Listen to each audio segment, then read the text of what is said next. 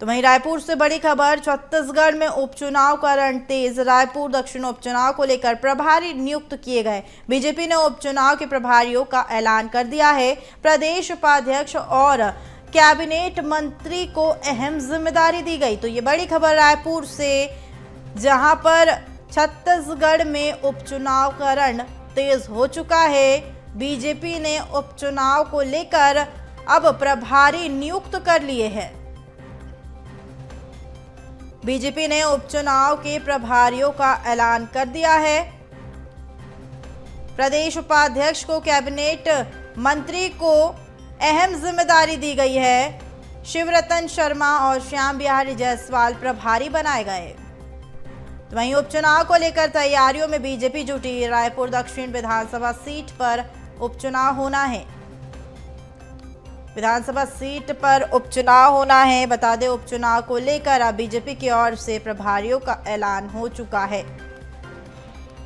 रायपुर दक्षिण उपचुनाव को लेकर प्रभारी नियुक्त किए जा चुके हैं। बीजेपी ने उपचुनाव के प्रभारियों का ऐलान कर दिया। तो वहीं हमारे साथ इसी पर अधिक जानकारी के लिए सहयोगी शिवम जुड़ चुके हैं। शिवम, रायपुर में अब उपचुनाव का रण जो है तेज होता हुआ नजर आ रहा है, तो जहां दक्षिण उपचुनाव को लेकर अब प्रभारियों की नियुक्ति की जा चुकी है, क्या कुछ अपडेट? देखिए, दक्षिण विधानसभा जो सीट है उस पर उपचुनाव होना है। जल्दी इसके लिए घोषणा भी कर दी जाएगी, लेकिन उससे पहले जो बीजेपी है वो अपनी तैयारियों में सबसे आगे रहना चाहती है। यही चीजें जो है विधानसभा चुनाव के दौरान भी देखने को मिली थी। अब जब प्रदेश में फिर से उपचुनाव होगा तो फिर से बीजेपी जो है एक कदम आगे चलने के लिए पहले ही प्रभारियों की नियुक्ति कर चुकी है। इसमें एक कैबिनेट मंत्री और एक पदाधिकारी, जो संगठन के पदाधिकारी हैं, उनको जिम्मेदारी दी गई है।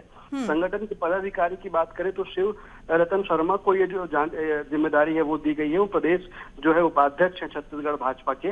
इसी के साथ साथ श्याम बिहारी जायसवाल को भी जिम्मेदारी दी गई है, जो कि कैबिनेट मंत्री हैं, स्वास्थ्य मंत्री हैं, उनको भी जिम्मेदारी दी गई है। तो कहीं ना कहीं भाजपा जो है छत्तीसगढ़ उपचुनाव के ऐलान से पहले जो दक्षिण विधानसभा सीट पर उपचुनाव होना है, जो बृजमोहन अग्रवाल की सीट है, जिसपे बृजमोहन अग्रवाल अब चूंकि केंद्रीय राजनीति में सक्रिय हो गए हैं, सांसद बन चुके हैं, तो उनकी सीट पर उपचुनाव जल्द ही होना है। इसी पर पूरी बीजेपी जो है फोकस्ड है और उपचुनाव को लेकर भी लगातार तैयारियां कर रही है, क्योंकि उन्हें जो सियासत है वो कहीं ना कहीं इस तरफ इशारा करती। कांग्रेस भी कहीं जो तैयारियों में वो जुट गई है। तो इससे पहले, जैसे कि विधानसभा चुनाव में भी देखा गया था कि बीजेपी जो है पहले ही अपने उम्मीदवारों की घोषणा कर चुकी थी, उसी प्रकार से अब फिर से बीजेपी जो है कांग्रेस से एक कदम पहले चलते हुए प्रभारियों की नियुक्ति कर चुकी है। जी बिल्कुल, अगर हम बात करें शिवम अन्य पार्टियों की, जिस तरीके से कांग्रेस का आपने जिक्र किया है, तो कांग्रेस की ओर से किन नामों को लेकर चर्चा बनी हुई है?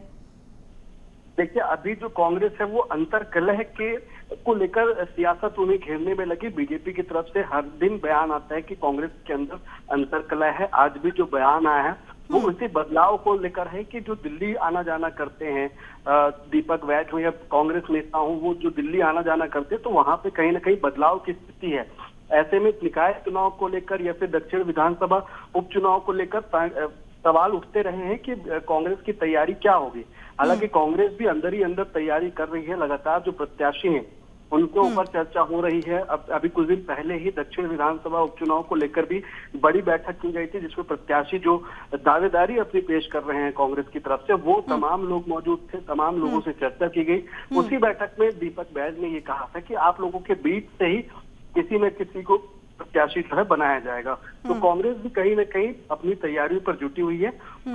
बीजेपी ने आज जो है ये प्रभारियों की लिस्ट, जो 2 प्रभारी है वो नियुक्त कर दिए दक्षिण विधानसभा उपचुनाव को लेकर के। जी बिल्कुल शिवम, तो अब देखना होगा कि अन्य पार्टियों की ओर से किन नामों को लेकर जो है सूची जारी हो सकती है। तमाम जानकारी साझा करने के लिए बहुत शुक्रिया।